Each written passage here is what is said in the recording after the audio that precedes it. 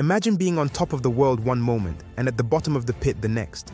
Sounds like a wild ride, doesn't it? Well, that's exactly the kind of life Joseph lived. His story isn't just a tale from the past. It's a saga of human spirit, resilience, and the undeniable power of faith. Buckle up, because we're about to dive into one of the most roller coaster narratives ever recorded. Joseph, rejected, slave to exalted ruler. You see, Joseph was no ordinary man. Born into a family torn by jealousy and conflict, he faced challenges that would have broken most people. But Joseph had something special, a unique grace that set him apart from his brothers and stirred up a storm of emotions within his family. Joseph's story is deeply rooted in the complex dynamics of his family. His father, Jacob, had a complicated history with love and marriage. You see, Jacob had fallen head over heels for a beautiful woman named Rachel. He was so smitten that he agreed to work for her father, Laban, for 7 years just to win her hand in marriage. But on the wedding night, Laban pulled a bait and switch and gave Jacob Rachel's older sister, Leah, instead. Talk about a nightmare of a wedding night. But Jacob's love for Rachel was so strong that he agreed to work another 7 years for Laban just to finally marry her. And when Rachel gave birth to Joseph, Jacob's love for the boy knew no bounds. It was like all those years of heartache and hard work had finally paid off in the form of this precious son. But here's the thing. Jacob's blatant favoritism towards Joseph didn't sit well with his other sons. They watched as their father showered Joseph with attention and gifts, like that famous coat of many colors. And with each passing day, the seeds of jealousy and resentment took root in their hearts. To make matters worse, Joseph started having these vivid dreams that seemed to suggest he was destined for greatness. In one dream, he saw himself and his brothers gathering bundles of grain, and suddenly, his brothers' bundles bowed down to his. Can you imagine the look on their faces when he told them about that one? They were like, "Oh great, now he thinks he's going to rule over us." But Joseph didn't stop there. He had another dream where the sun, moon, and 11 stars were bowing down to him. When he shared this dream with his family, even his father had to put him in check. Jacob was like, "What's this dream you had? Will your mother and I and your brothers actually come and bow down to the ground before you?" As seen in Genesis 37 verses 10. As you can imagine, these dreams only added fuel to the fire of his brothers' jealousy. They couldn't stand the thought of their younger brother lording over them, and the tension in the family reached a boiling point. One day, when Joseph went to check on his brothers as they were grazing the flocks, they saw him coming from a distance, and that's when they hatched a plan to get rid of him once and for all. They said to each other, "Here comes this dreamer. Come now, let's kill him and throw him into one of these cisterns and say that a ferocious animal devoured him. Then we'll see what comes of his dreams." Genesis 37 verses 19 to 20. But Reuben, the oldest brother, couldn't bear the thought of killing Joseph outright. He suggested throwing him into a cistern instead, secretly planning to come back later and rescue him. So, when Joseph arrived, they stripped him of his coat of many colors and tossed him into an empty cistern. As they sat down to eat, they saw a caravan of Ishmaelite traders passing by on their way to Egypt. And that's when Judah had an idea. He said, "What will we gain if we kill our brother and cover up his blood? Come, let's sell him to the Ishmaelites and not lay our hands on him. After all, he is our brother, our own flesh and blood." As seen in Genesis 37 verses 26 to 27. So they pulled Joseph out of the cistern and sold him to the traders for 20 shekels of silver. Just like that, Joseph's life took a terrifying turn. He was no longer the favored son, but a slave bound for a foreign land. And his brothers, they dipped his coat in goat's blood and brought it back to their father, letting him believe that Joseph had been killed by a wild animal. It's a heartbreaking scene, isn't it? A family torn apart by jealousy, deceit, and betrayal. But little did they know that this was just the beginning of Joseph's story. A story that would take him from the depths of despair to the heights of power, all by the hand of God. So let's dive deeper into this crucial part of Joseph's story. Here he is, a handsome young man in the prime of his life, far from home in a foreign land. He's been through a lot already, sold into slavery by his own brothers and transported to Egypt. But God's favor was on Joseph. and he found himself working in the house of a high-ranking official named Potiphar. Things were looking up for Joseph. The Bible tells us that Potiphar recognized God's hand on Joseph's life, seeing how everything he did prospered. So Potiphar put Joseph in charge of his whole household.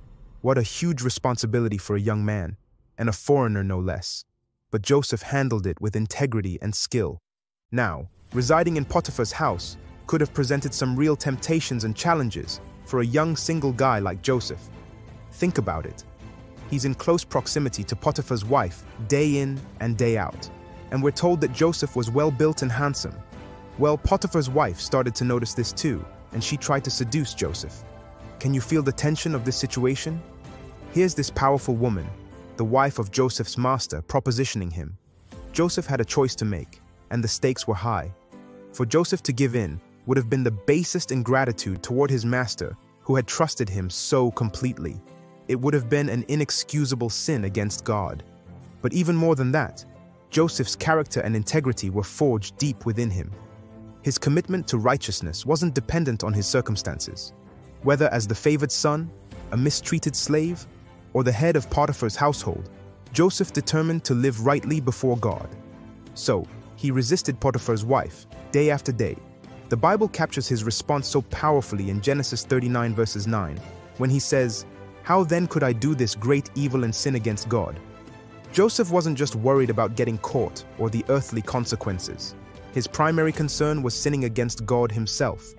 But Potiphar's wife kept up her advances until one day she caught him alone in the house and seized him by his cloak, demanding that he sleep with her. Joseph literally ran out of his cloak and fled. He knew the danger, and he took decisive action. There's so much we can learn from Joseph's example here. He shows us the importance of setting boundaries, of avoiding compromising situations as much as possible. But even more critically, he demonstrates the value of keeping our hearts and minds devoted to God above all else.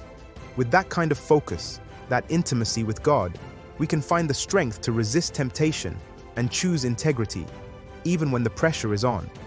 Now, Joseph's righteous conduct didn't lead to an earthly reward, not immediately anyway. Potiphar's wife, scorned and humiliated, accuses Joseph of attempted rape, and Potiphar, in a rage, has Joseph thrown into prison. Imagine how devastating this must have been for Joseph. He did the right thing, he resisted temptation, and now he's losing everything. His position, his freedom, his reputation. He had to have known this was a possibility when he rejected Potiphar's wife, but he chose obedience to God no matter what. That, right there, is the key to Joseph's integrity. His righteousness wasn't a ploy to get ahead or earn favor. It was a sincere outpouring of his devotion to God. And even when it cost him dearly, he stayed true. What a challenge and inspiration for us. Joseph ran from the temptation of sexual sin. He didn't hang around Potiphar's house and pray for strength. There are times when the only thing to do is run, not walk, not hold your nose, but run. That's the decisive action we see, modeled by Joseph. So, what about us? How do we cultivate that kind of resolute integrity? It starts with nurturing our relationship with God, delighting in Him and His ways. It means being proactive in avoiding temptation, not seeing how close to the line we can get. And it means being willing to choose righteousness, even when it costs us, trusting our lives into the hands of our faithful God. And so, Joseph found himself thrown into prison, a victim of false accusations and shattered dreams. But even in the darkness of the dungeon, Joseph's light refused to be extinguished. He clung to his faith, trusting in the God who had given him those prophetic dreams so long ago. And something remarkable happened. Even in the depths of despair, Joseph found favor with those around him. The prison warden saw something special in this young man, and he put Joseph in charge of the other prisoners.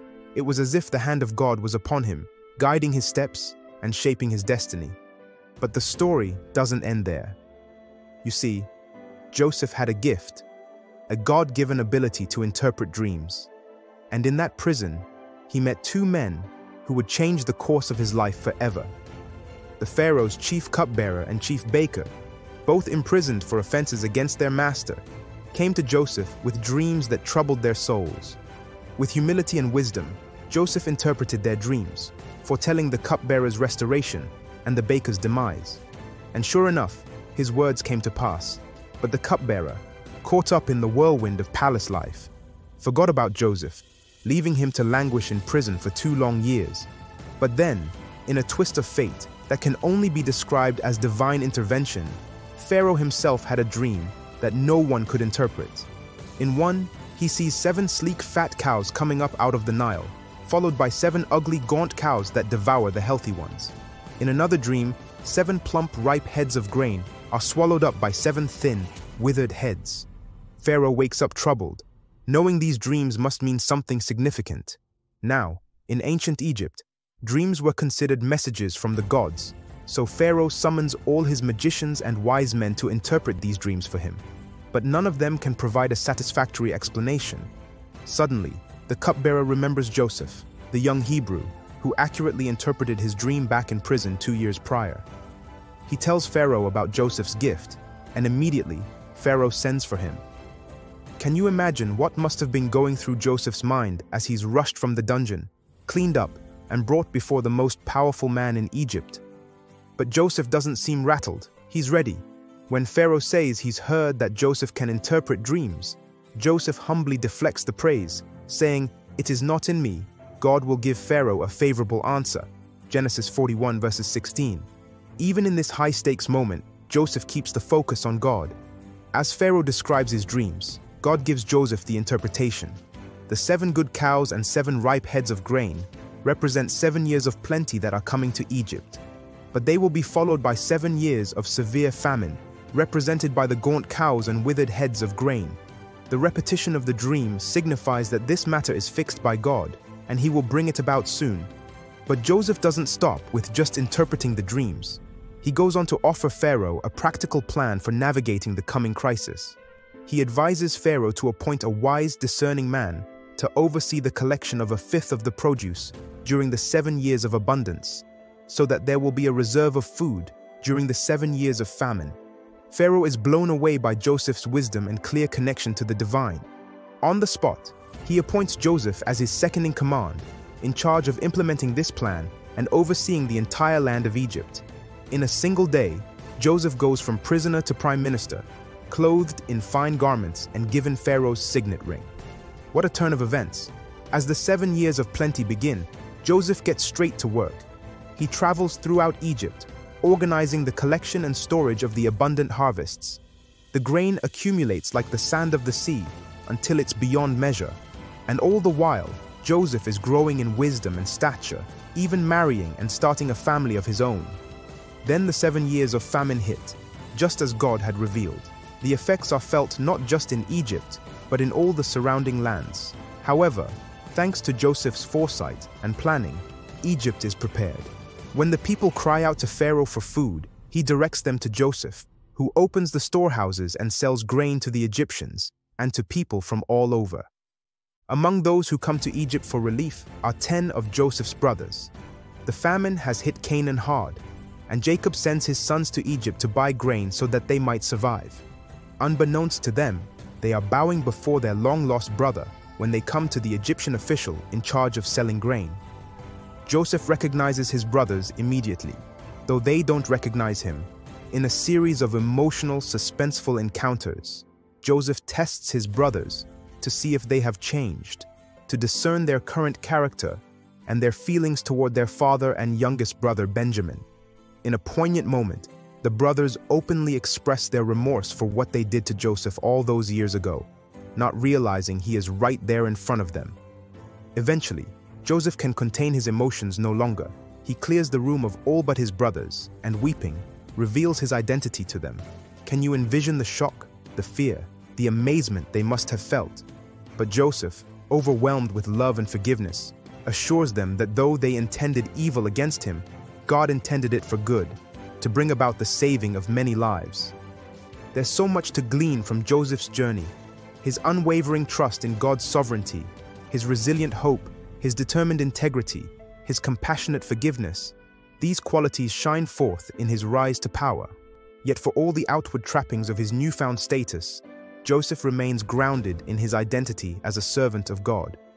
He leverages his influence not for self-aggrandizement, but for the good of others and the glory of God.